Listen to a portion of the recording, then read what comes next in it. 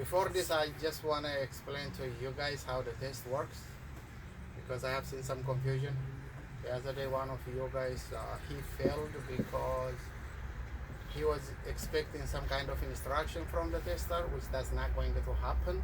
That's not a part of the test.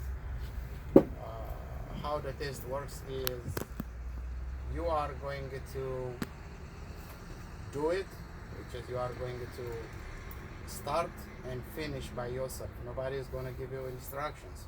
So make sure do not expect anything they are going to tell you or guide you or some kind of assistant.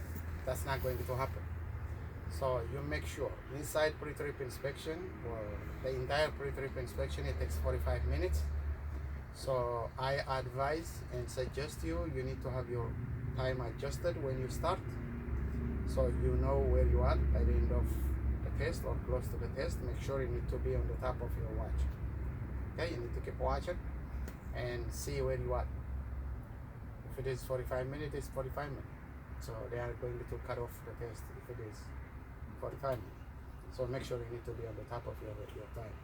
And the other thing is, they are, like I said, they are not going to ask you to do anything. So you start and you finish. If that is the case, brake test is a part of pre-trip inspection. You are going to say you finished after you complete your brake test. Not on the middle, there is no partial brake test. Everything has to be done together with a pre-trip inspection, outside and inside.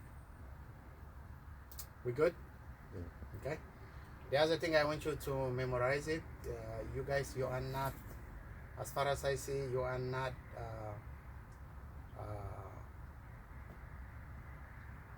focusing on the railroad crossing steps and also the emergency. How do you demonstrate the emergency? Those two, you guys are not really focusing. It is on your manual, it's on your checklist. You need to read it. The last page of the manual is talking about how do you demonstrate or how do you cross the railroad, and also how you do it when you have emergency stops.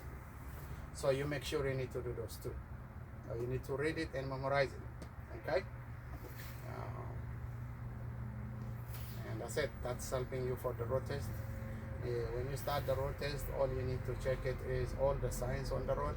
Make sure you need to be on the top of the speed limits. You need to see it. Whatever road you are traveling or you are going, make sure you need to know exactly what is the speed limit of that road. If you see any kind of bridges, make sure you need to check the weight and also the clearance, the restrictions. So make sure you need to check all those. All right, that's a part of your road test. All right. For those of you guys taking the Class B, when you finish the outside, you need to check the steps, make sure they are clean and clear. All the handrails, make sure tight and secure, no bolts or missing, and no looseness.